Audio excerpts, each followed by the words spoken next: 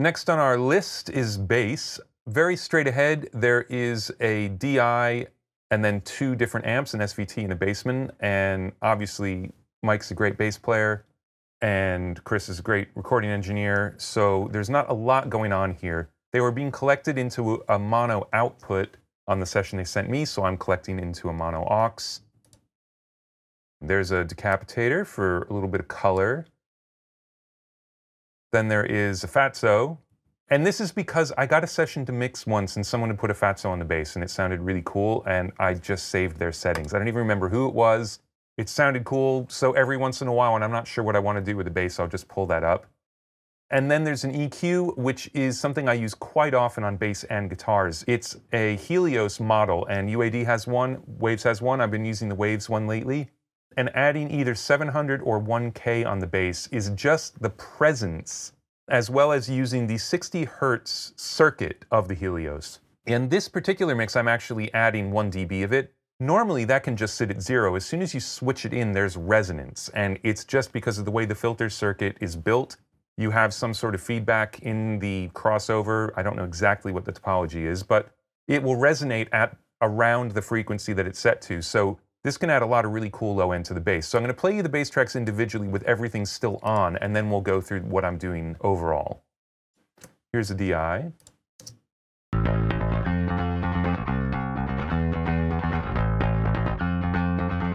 Just adding a bunch of presence to that.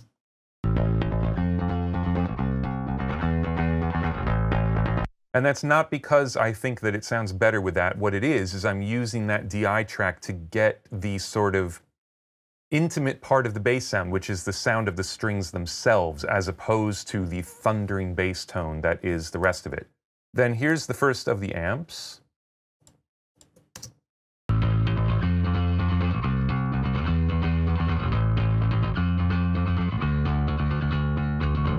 And here's the bassman.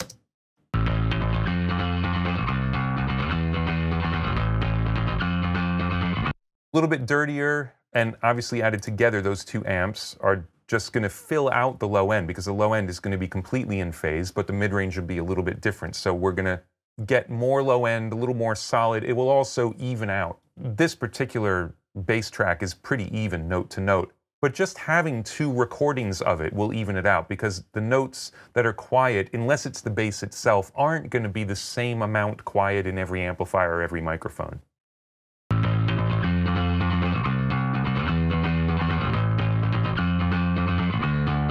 Adding the DI back into that, you start to get more definition.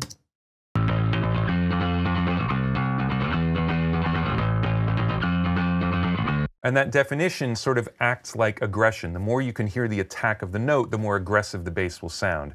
Sometimes, especially while recording, there are people I've seen who feel as though the more distorted something gets, the bigger and more aggressive it will sound. And the reality is, the more distorted something gets, the less attack it will have, and it can quite often get less aggressive. And especially in the track, you start to lose all of the rhythmic element, which is where the energy and aggression will come from something like that. So it's actually sort of a cleaner bass than you might expect on this track, but it will pick up distortion from the guitars in a way. So it's much more important that you can hear exactly what it's doing, and it's the driving pick on the strings that's making it happen. Now that we've got all three tracks in, I will show you what's going on with these overall plugins. So the Decapitator.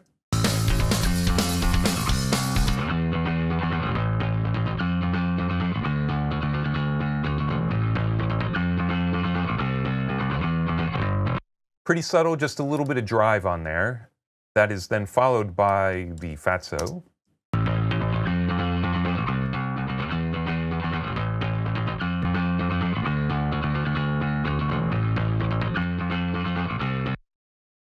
It actually has the feel of parallel compression to me. So it's bringing the low mids to the forefront, and it's really evening everything out. And then, last but not least, the EQ.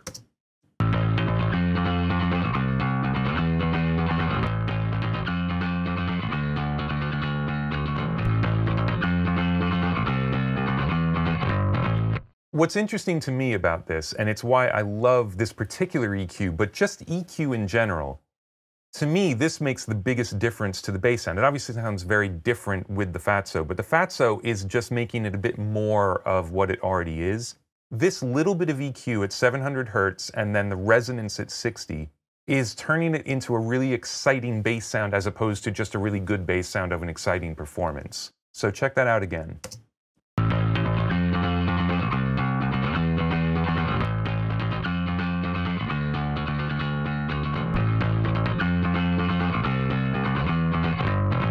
There you go. EQ is much more than just frequency shaping. It can really change the character of stuff, and that happens on the toms. It can happen on anything really, but I think it's really apparent there.